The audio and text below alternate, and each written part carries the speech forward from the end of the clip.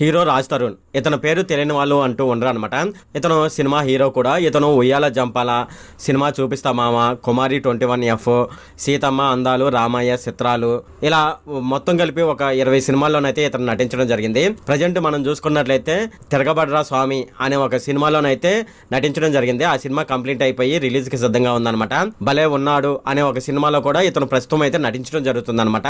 అయితే ఇతనిపై ఒక యువత అయితే కంప్లైంట్ చేయడం జరిగింది. అదేమిటంటే ఇతను తనను పెళ్లి చేసుకుంటానని మోసం చేసి ఇప్పుడు వేరే ఆమెతో ఉంటున్నాడని. ఆమె హైదరాబాద్ నార్సింగ్ అనే ప్రాంతంలో పోలీస్ స్టేషన్ అయితే ఉందన్నమాట. ఆ పోలీస్ స్టేషన్ లో ఈమె కంప్లైంట్ చేయడం జరిగింది. సో అసలు ఈ రాజ్ తరుణ్ కి అలాగే ఆ యువతికి మధ్య ఏం జరిగింది ఏంటనే విషయాలు అయితే మనం ఈ వీడియోలో డిస్కస్ చేద్దాము.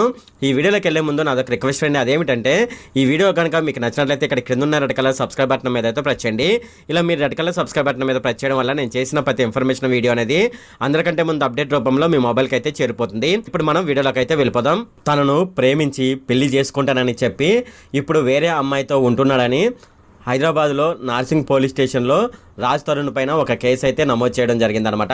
రాజ్ తరుణ్ తన ఫోన్ లిఫ్ట్ చేయడం లేదని, తన నంబర్ను బ్లాక్లో పెట్టినట్లు ఫిర్యాదులో ఆమె పేర్కొనడం జరిగింది. ఈ మేరకు ఆమె 4 పేజీల ఫిర్యాదు లెటర్ను అయితే రాసి పోలీస్ స్టేషన్లోకి అయితే ఇవ్వడం జరిగిందనమాట. రాజ్ తరుణ్ తనతో 11 ఏళ్లుగా రిలేషన్షిప్లో ఉన్నాడని, మేమిద్దరం కలిసి గుళ్ళో పెళ్లి చేసుకున్నామని, సినిమాలో నటిస్తున్న ఒక హీరోయిన్తో ఎఫ్ఐఆర్ పెట్టుకున్నాడు. ఆ తర్వాత నన్ను వదిలేయడం జరిగింది. 3 నెలల క్రితం ఇంటి నుండి వెళ్ళిపోవడం జరిగింది. నాతో ప్రజెంట్ అయితే కాంటాక్ట్లో లేడు. రాజ్ తరుణ్ని వదలకపోతే చంపేసి బాడీని మాయం చేస్తామని బెదిరింపు కాల్స్ అయితే తనకు వస్తున్నాయని ఆమె ఫిర్యాదులో పేర్కొనడం జరిగింది. రాజ్ తరుణ్ నా ప్రపంచం, రాజ్ తరుణ్ నాకు కావాలి, నాకు న్యాయం చేయండి అని లావణ్య డిమాండ్ చేయడం జరిగింది అనమాట. అయితే ఈ అమ్మాయి పేరు లావణ్య అనమాట. అలాగే గతంలో తనను డ్రగ్స్ కేసులో ఇరికించారని ఆమె మండిపడడం జరిగింది. తాను అరెస్ట్ అయి 45 రోజులు జైల్లో ఉండడం జరిగిందని, ఆ సమయంలో రాజు తనకు ఎలాంటి సాయం చేయలేదని ఆమె చెప్పడం జరిగింది అనమాట. అయితే ఈమె రాసిన ఈ ఫిర్యాదును మొత్తం స్వీకరించి ఆమె ఇచ్చిన ఎవిడెన్స్ ఆధారంగా ఎంక్వైరీ చేస్తామని అక్కడ పోలీసులు అయితే చెప్పడం జరిగిందనమాట. అలాగే దీనికి సంబంధించి రాజ్ తరుణ్ వెర్షన్ అయితే మనం అయితే చూద్దాము. రాజ్ తరుణ్ దీనిపై ఏ విధంగా స్పందించడానికి కూడా మనం చూద్దాము. లావణ్యతో తనకు రిలేషన్షిప్ ఉండేదని, కానీ 7 ఏళ్లుగా తనకు దూరంగా ఉంటానని రాజ్ తరుణ్ చెప్పడం జరిగిందనమాట.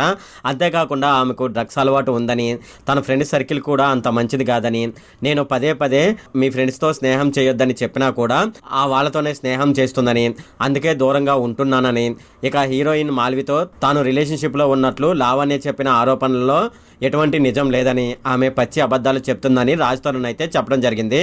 2014 నుంచి 2017 వరకు లావణ్యతో తనకు రిలేషన్షిప్ ఉందని, కానీ ఆ తర్వాత మాకు ఎలాంటి సంబంధం లేదని, అప్పటి నుంచి నన్ను లావణ్య బెదిరిస్తూ వస్తుందని, తాజాగా ఆమె డ్రగ్స్ వాడడం కూడా మొదలు పెట్టిందని, డబ్బులు కావాలని లేదంటే మీడియాలో రచ్చ చేస్తానని నన్ను ఎప్పటి నుంచో బ్లాక్ మెయిల్ చేస్తుందని, అనవసరంగా ఎందుకు పరుగు పోతుందని భయంతో ఇన్నాళ్ళు సైలెంట్ గా ఉన్నాను.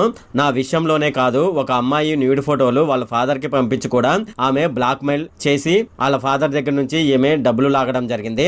డ్రగ్స్ కి అలవాటు పడిన ఆమె చెత్త పనులు చేయడంతో నేను భరించలేక దూరంగా పెట్టాను. సెలబ్రిటీల పైన ఇటువంటి పుకార్లు వస్తూనే ఉంటాయి. దీనికి సంబంధించి నేను ప్రూఫ్లు చూపించినా ఎవరు పట్టించుకోవడం లేదని, ఆరోపణలు వస్తే అందరూ నమ్ముతారని, అందుకే నా ప్రతిష్ట దెబ్బతింటుందని భయపడ్డాను. నాకు మందు సిగరెట్ అలవాటు ఉంది కానీ డ్రగ్స్ ఎప్పుడు ముట్టుకోలేదని రాజ్ తరుణ్ అయితే చెప్పడం జరిగింది. అంతేకాకుండా షార్ట్ ఫిలిం లో చేస్తున్న సమయంలో లావణ్య నాకు పరిచయం అయింది. తను చాలా మంచిగా ఉండేది. హైదరాబాద్ వచ్చిన కొత్తలో నాకు చాలా హెల్ప్ కూడా చేసింది. ఆ కృతజ్ఞత ఉంది కాబట్టే ఇన్నాళ్ళు ఏం చేసినా భరించాను. కానీ ఆ అమ్మాయి వేరే అబ్బాయితో రిలేషన్లో కూడా ఉంది. మస్తాన్ సాయి అనే అబ్బాయితో నా ఇంట్లోనే ఉండేది. నా విల్లాలో నేను కింద ఫ్లోర్లో ఉంటే వాళ్ళిద్దరు పై ఫ్లోర్లో ఉండేవాళ్ళు. ఆ తర్వాత మస్తాన్ సాయి లావణ్యపై దాడి చేయడం జరిగింది. అప్పుడు మస్తాన్ సాయి అనే అబ్బాయిపై లావణ్య పెట్టిన ఎఫ్ఐఆర్ కాపీ కూడా నా దగ్గర ఉంది. గత 7 ఏళ్లుగా నాకు లావణ్యతో ఎలాంటి శారీరక సంబంధం లేదు. ఆమెపై డ్రగ్స్ కేసు పెట్టారని తెలిసినప్పుడే ఆ ఇంట్లో నుంచి నేను వచ్చేశాను. ఇప్పటి వరకు ఆమె అడిగినప్పుడల్లా నేను డబ్బులు ఇస్తూ వచ్చాను. ఈ మధ్య ఇక ఇవ్వనని చెప్పడంతో కంప్లైంట్ చేసింది. ఇక నాకు మాల్వి మల్హోత్రా అనే హీరోయిన్తో ఎఫ్ఐఆర్ ఉందని ఆమె అబద్ధాలు అయితే చెప్తుంది. నేను హైదరాబాద్లో ఉంటే ఆవిడ ముంబైలో ఉంది. మా ఇద్దరి మధ్య సహజనం ఎలా సాధ్యమవుతుందని రాజ్ తరుణ్ అయితే చెప్పడం జరిగింది. దీనిపై లావణ్యపై లీగల్ గా యాక్షన్ తీసుకుంటానని రాజ్ తరుణ్ అయితే చెప్పడం జరిగింది. అంతేకాకుండా అయితే ఎవరికి నాకు ఇల్లీగల్ సంబంధం ఉందని ఏమైతే చెప్పిందో ఈమెపై కంప్లైంట్ చేస్తుందని రాజ్ తరుణ్ అయితే చెప్పడం జరిగింది.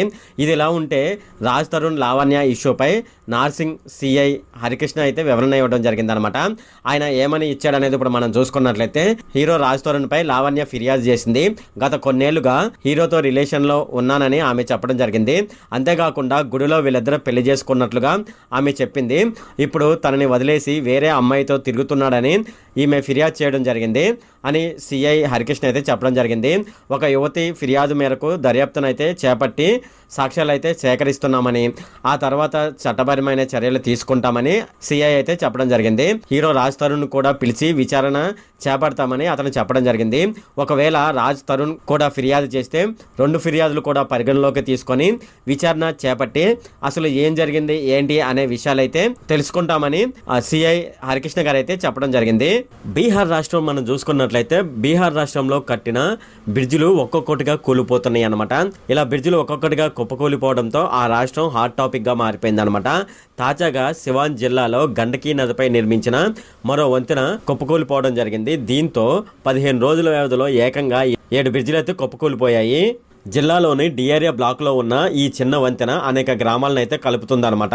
వంతెన కుప్పకూలిపోవడానికి గల కారణాలు ఏమిటనేది అధికారులు ఇప్పటి వరకు అయితే చెప్పలేదు. ఇప్పటి వరకు ఎటువంటి ప్రాణ నష్టం జరగలేదని deputy development commissioner Mukesh Kumar అయితే చెప్పారనమాట. సీనియర్ అధికారులు సంఘటన స్థలానికి చేరుకొని పరిశీలిస్తున్నారు. ఈ రోజు తెల్లవారుజామున 5 గంటలకైతే ఈ సంఘటన అయితే జరిగింది. ప్రాథమిక సమాచారం ప్రకారం ఈ వంతెన 1982-83 సంవత్సరంలో నిర్మించడం జరిగింది. గత కొన్ని రోజులుగా ఈ వంతెన మరమ్మతులు జరుగుతున్నాయని ఆయన మీడియాతో చెప్పడం జరిగింది. రాష్ట్రంలో గత కొన్ని రోజులుగా కురుస్తున్న భారీ వర్షం కారణంగా గండకీ నది ఉధృతంగా పారుతోందన్నమాట. ఈ క్రమంలో దీనిపై ఉన్న వంతెన కూలే అవకాశం ఉందని స్థానికులు భావించడం జరిగింది.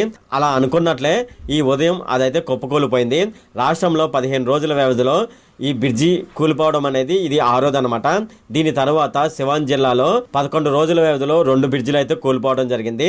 జూన్ 29న మధుబని ప్రాంతంలో నిర్మించిన ఒక వంతెన ఒక్కసారిగా కుప్పకూలిపోయింది.